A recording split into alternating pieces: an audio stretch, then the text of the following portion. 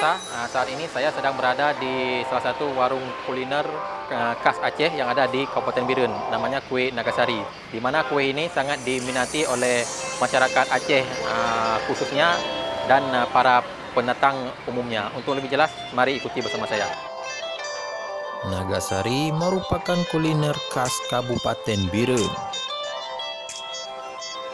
Usaha kue yang mulai berdiri sejak tahun 2004 ini sangat diminati pembeli. Kue yang terbuat dari air daun pandan ini dicampur gula serta ditambahkan pisang di dalamnya yang dapat mengundang selera.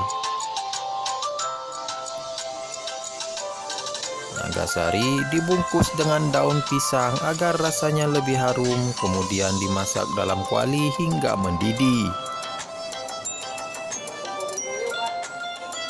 Ramlah selaku pemilik usaha kue Nagasari mengaku dirinya dapat menjual 1.000 kotak perharinya dengan omset hingga 3 juta rupiah. Kue oleh-oleh khas Birun ini dijual dengan harga 15.000 hingga 30.000 per kotaknya. Said Aulia selaku pembeli mengatakan ia membeli Nagasari sebagai oleh-oleh untuk saudaranya yang tinggal di Sumatera Utara. Bagi Anda yang masih penasaran dan ingin mencoba kue Nagasari, ayo mampir di toko Cipuga Baru di Kota Birun, Provinsi Aceh.